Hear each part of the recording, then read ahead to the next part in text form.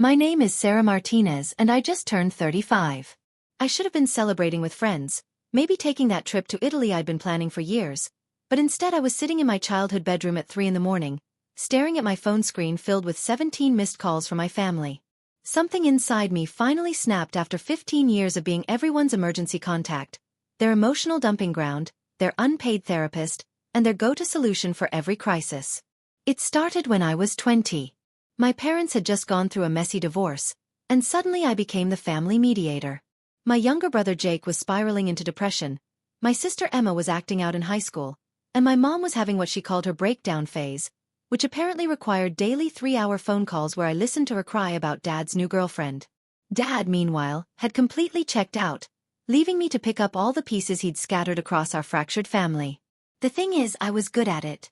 I was always the responsible one, the one who remembered everyone's birthdays, who made sure the bills got paid when Mom forgot, who drove Emma to soccer practice when Dad was too busy with his midlife crisis. I became the family's backbone without anyone ever asking if I wanted the job. And for 15 years, I carried that weight like it was my birthright. But here's what nobody tells you about being the family babysitter. Eventually, you realize you've been raising adults who refuse to grow up. And when you finally break down and need someone to catch you, they're all too busy being caught by you to notice you're falling. We were a typical middle-class family from suburban Phoenix. Dad worked in insurance, Mom was a part-time teacher, and we lived in one of those cookie-cutter neighborhoods where everyone knew each other's business. On paper we looked normal. Behind closed doors, we were a disaster waiting to happen. The cracks started showing when I was in college. Dad's drinking got worse, Mom's anxiety spiraled, and my siblings began treating me like their personal crisis hotline. I'd get calls at midnight about everything from failed relationships to unpaid rent. I'd drive 4 hours home every weekend to help Mom with her bills, take Jake to therapy appointments he'd scheduled but refused to attend alone, and referee fights between my parents who somehow thought divorce meant they could still dump their problems on their eldest daughter. The real turning point came when Dad moved out. Instead of stepping up, everyone just leaned on me harder. I became the family's emotional infrastructure, the one who held everything together while slowly falling apart myself. I postponed grad school, turned down job offers in other cities, and ended relationships because I was too busy managing everyone else's life to build my own. It started innocently enough. Mom calling to ask if I could help with Emma's college applications because she was too overwhelmed to think straight. Jake needing me to co-sign his apartment lease because his credit was shot from unpaid student loans. Dad asking me to be the messenger between him and Mom because they couldn't communicate without fighting. Each request came with the same promise. Just this once, Sarah. Just until I get back on my feet. But there was always another crisis. Another emergency that only I could solve. I became their human Swiss Army knife, the tool they reached for whenever life got complicated. The pattern escalated slowly. Mom started calling me daily, sometimes twice a day, to process her emotions. Jake would show up at my apartment unannounced when he'd had another fight with his girlfriend. Emma expected me to drop everything to help her with job interviews, apartment hunting, and relationship drama. Dad would guilt-trip me into playing messenger when he wanted to see his grandkids but didn't want to deal with the family drama. I normalized it all. I told myself this was what families did for each other. I convinced myself that I was just being a good daughter, a good sister. But deep down, I was drowning in their collective neediness, sacrificing my own dreams to keep theirs afloat. The warning signs were everywhere. I was working 2 jobs to help support Mom's mortgage payments. I'd cancelled 3 different vacations because someone always had an emergency. I'd ended 2 serious relationships because my boyfriends got tired of competing with my family's constant demands. I was living in a studio apartment at 34 because I'd spent my savings bailing out my siblings. The first major incident happened when I was 28. Jake had gotten arrested for drunk driving, and instead of calling Dad or dealing with it himself, he called me at 2 a.m. from jail.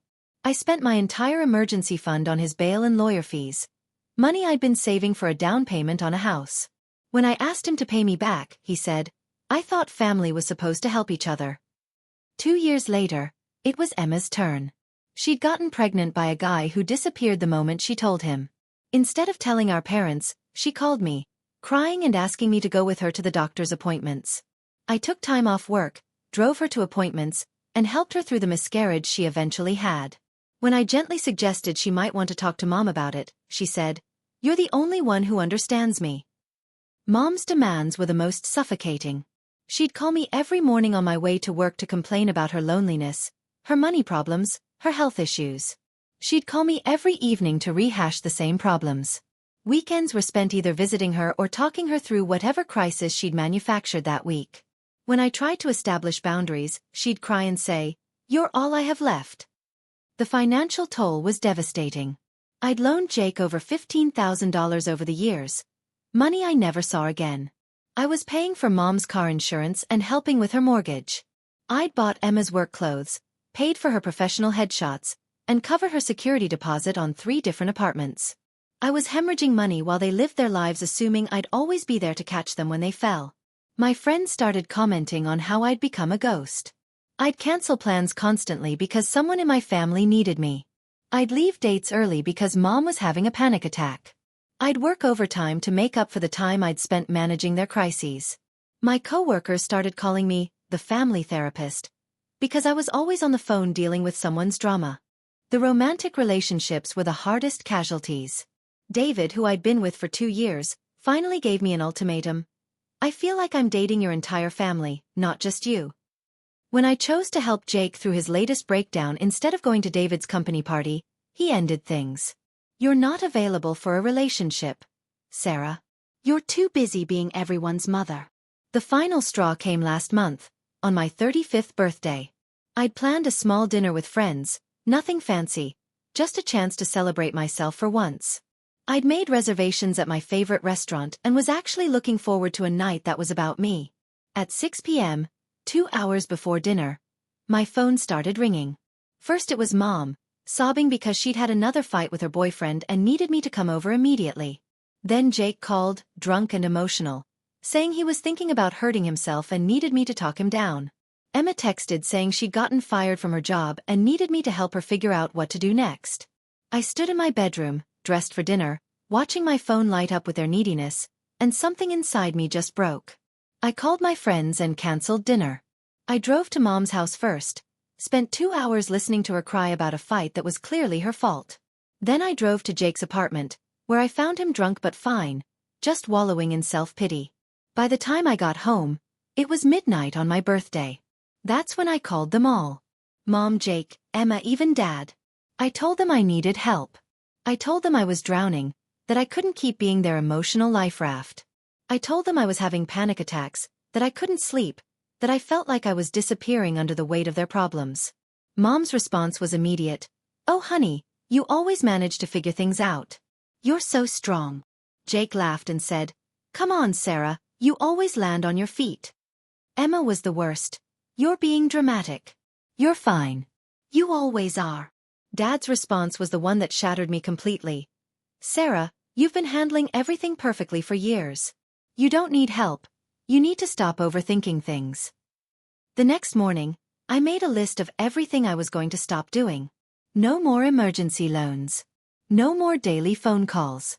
No more dropping everything to solve their problems. No more being their unpaid therapist, their backup plan, their emotional dumping ground. I started with the practical stuff. I called Mom and told her I wouldn't be helping with her mortgage anymore, that she needed to figure out her finances or downsize. I told Jake that the Bank of Sarah was permanently closed, that he needed to find a real job and stop treating me like his personal ATM.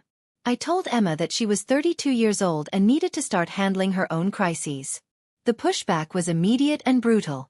Mom cried and said I was abandoning her. Jake accused me of being selfish and cold. Emma stopped speaking to me entirely. Dad said I was going through a phase, and that I'd come to my senses soon. But I held firm. I changed my emergency contact information at work from my family to my best friend. I turned off my phone notifications for their calls after 9 p.m. I started saying no to their requests for help, their invitations to mediate their fights, their demands for my time and energy. I also started therapy. For the first time in my adult life, I had someone whose job it was to listen to me, to help me process my feelings, to validate my experiences. Dr. Chen helped me understand that I'd been parentified as a child, that my family had trained me to be their caretaker, and that setting boundaries wasn't selfish, it was necessary for survival. It's been 6 months since I implemented my boundaries, and the family dynamic has shifted dramatically. Mom was forced to confront her financial reality and moved in with her sister. It was hard for her, but she's actually happier now, more social, less dependent on me for emotional support. She still calls, but now our conversations are about her life, not her problems. Jake hit rock bottom about 3 months ago when he realized no one was going to rescue him anymore. He's been sober for 2 months and actually got a job at a local contractor's office. He's still figuring things out, but he's doing it himself. Our relationship is tentative but healthier. He's starting to see me as his sister, not his safety net. Emma was the most resistant to change. She didn't speak to me for 4 months, telling everyone I'd abandoned the family. But last week she called to apologize. She'd been forced to handle a crisis on her own and realized how much she'd been depending on me. She started therapy too, working through some of the same issues I've been dealing with. Dad has been the most surprising. Once he realized I wasn't going to be the family's emotional translator anymore, he started having direct conversations with Mom about the kids. He's been more present, more involved. He told me last week that he was proud of me for finally putting myself first. The financial relief has been incredible. I've been able to start saving again, to think about buying a house, to plan that trip to Italy I've been postponing for years. More importantly, I've been able to start dating again. I met someone who sees me as Sarah, not as the family problem solver.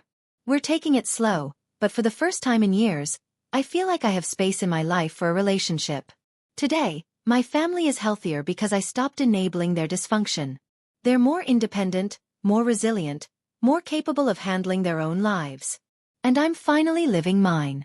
The hardest lesson I learned is that you can't love someone into being responsible.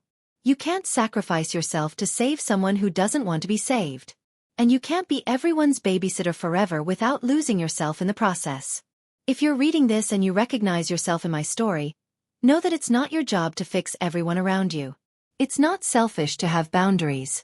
It's not cruel to say no. And it's not your fault that the people you love have problems they refuse to solve. You deserve a life that's about more than managing other people's crises. You deserve relationships that give as much as they take. You deserve to be seen as a whole person, not just a solution to everyone else's problems. The family babysitter is officially off duty. And for the first time in 15 years, I'm free to be just Sarah.